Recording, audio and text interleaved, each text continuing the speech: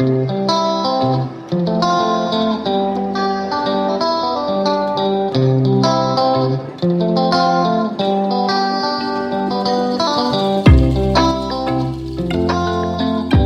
back, everyone. Today we're doing baking innovations where we will be doing ingredient substitutions on classical recipes. How do we innovate? Innovation is the process of reinventing an otherwise traditional or classical way of doing things. In this case, our recipes to make it more fitting to the consumer or to follow current trends.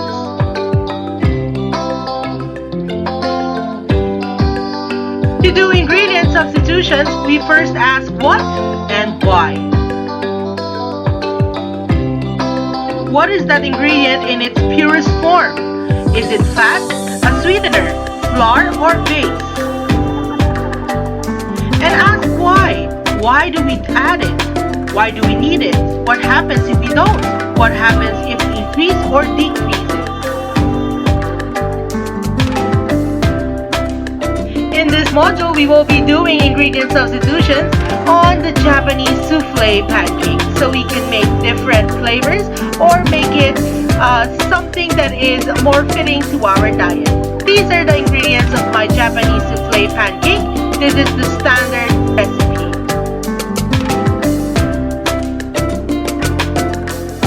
For my innovation, I have chosen to do a sugar-free lemon and cheesecake flavored Japanese souffle pancake.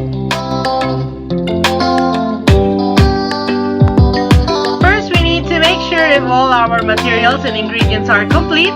We will be using a cake ring or a food molder to make sure our souffle will become thick and cake-like even if we're just cooking it on a griddle or a pan. If you don't have a cake mold, such as the ones that are seen on the video right now, you can make a makeshift one with your aluminum foil. But make sure to make it thick so that it can be stable and to fold it well so that it doesn't open. We'll see why later. We are now separating egg whites and the egg yolk because our recipe for the souffle pancake will be using 1 egg yolk but 3 egg whites. You can set the 2 egg yolks aside and make something with it later. I will show you what I did with my egg yolks.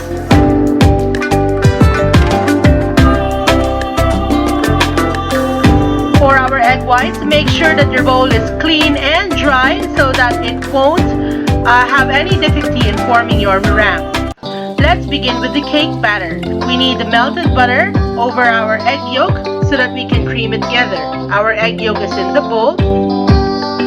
I am now slicing a lemon so that we can make buttermilk with it later on. You can buy buttermilk from the supermarket, but you can substitute this ingredient if it's not available by making 1 cup of cream milk with lemon juice or vinegar.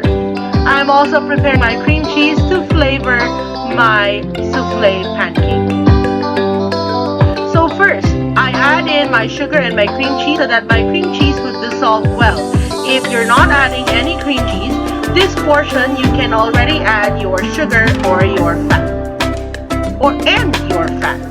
So here I am using sugar that comes from stevia to make my product sugar-free and suitable for diabetics. So I added my sugar, my egg, and my fat together and whisking it well.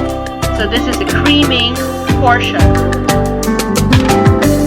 Here I am making my buttermilk substitute. So I'm adding my cream or my milk and adding 2 tablespoons of lemon juice. You only need 1 if you're just adding buttermilk, but I'm adding 2 because I want the lemon flavor in my Japanese souffle pancake.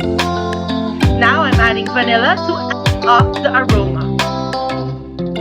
Whisk it well until well combined before you add your dry ingredients. While doing this, you can see that our buttermilk has already set. There are curds in it and that's what we're looking for. Now we can add it into our creamed butter and fat mixture and whisk that well. Now we are now measuring our flour. Cake flour is less dense. If you don't have it, you can substitute it with all-purpose flour. However, you might need to add a little bit more of the leavening agent like your baking powder and baking soda.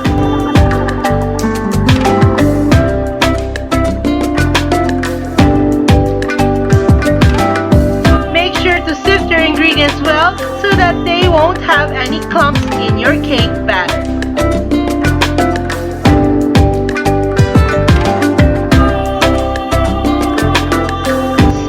The dry ingredient over the liquid ingredients and fold it well.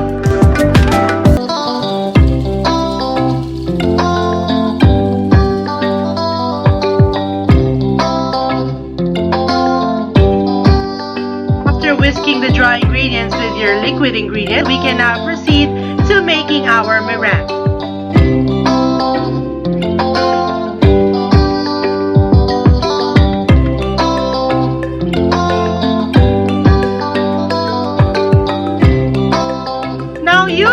When making your meringue, what we do is to add a little bit of cream of tartar to make sure that our meringue is stable. However, if you don't have that, you can substitute with a little bit of lemon juice or vinegar. Here I am using the lemon peel. Just press it to the surface so that you would get the acid and make it stable. Do not add too much because liquid will interfere with the formation of your meringue. Once you have your egg whites foamy, you can gradually add your sugar. So I am using again the stevia sugar light so that I can maintain that this recipe is suitable for diabetics. If you're going to substitute your sugar other than white sugar or caster sugar, you can also substitute it with muscovado or cocoa sugar. However, take note that these are brown in color, so your products will be just a little bit brownish in color. Now we're going to fold in our egg whites into our cake batter. Divide your egg whites into 3. Begin with a scoop to lighten the cake batter. And add a little bit more. Using your whisk, we're just mixing it in one stroke and then just letting flow. We're not whisking it vigorously so that it can keep the air intact. Once you feel that the cake batter has already been lightened, you can now add in the remaining egg white mixture and fold with your rubber spatula. Fold it as quickly as possible using our folding techniques, either the cut and fold or the 8-stroke folding techniques. I hope you remember them from our previous sessions.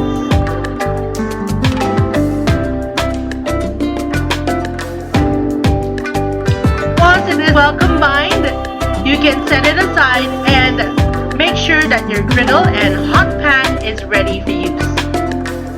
Don't let it sit too long or wait too long because the air will slowly dissipate from your batter.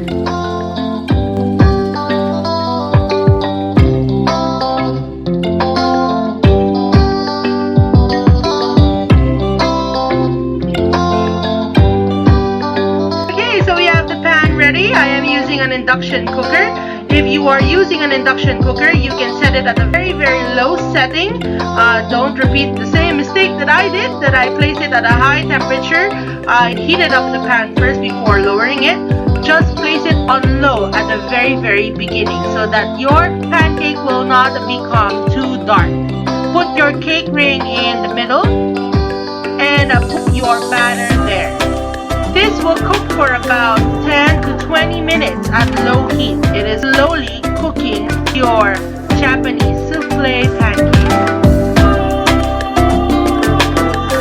You can test it if it's already done by using a spatula. Just push it over the side. If it moves and it releases from the pan, that means that the bottom is already done and you can invert. Here I was trying my makeshift aluminum foil cake ring. It didn't work out as I hoped, but it was containing my cake batter inside. And then it's time for flipping. Here, just scoop it in and flip. You see that my pancake has fully formed. I tried it on the other side and sadly it broke. Well, we can always just try again. outcome of the one that broke, it's not as thick because the outer layer did not sustain my cake batter, but it's still thicker than your regular pancake. Now, this is the one using a cake mold, so I'm just removing the excess edges so that we get beautiful round shape.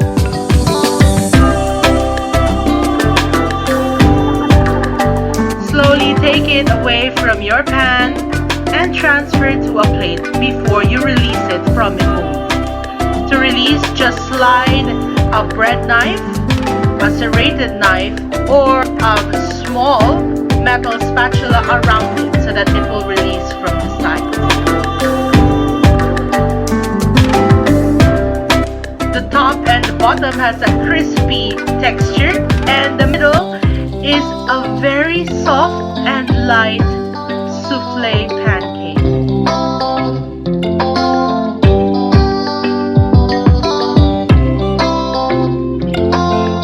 Give it a gentle push.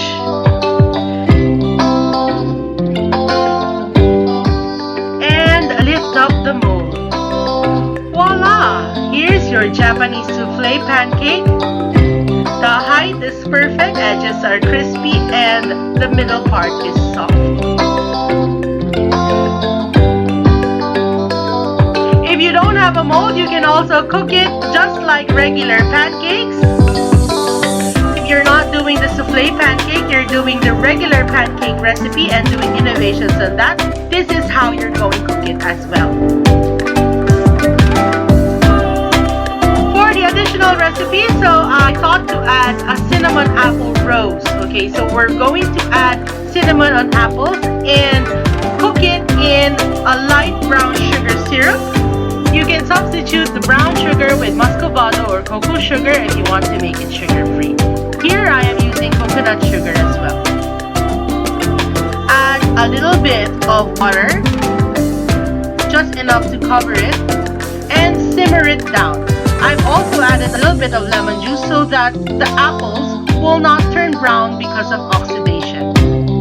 If you have pineapple juice, you can do that as well. And once it's simmered down and your syrup is becoming sticky, you can now add the butter because the butter will make your syrup glossy as well. Arrange your apple slices on top of your cake. You can also put a little bit of powdered sugar on top just to make it look more impressive. Once you arrange like so, you start from the outside going in. You can make a beautiful rose.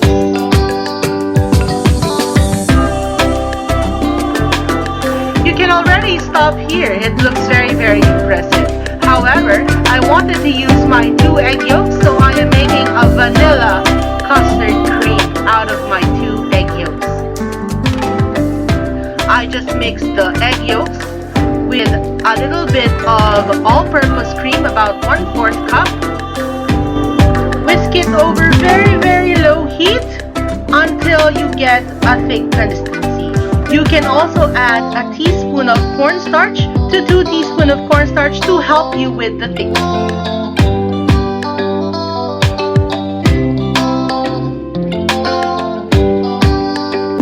Once you're done, transfer in a piping bag and chill so that it can be easier to pipe.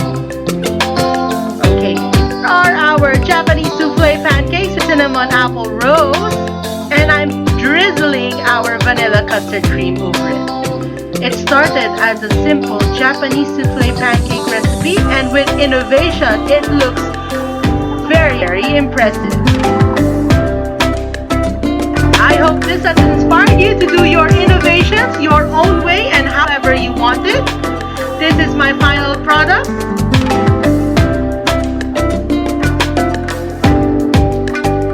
Thank you for watching. If you have any questions or concerns, you may email me or leave down below.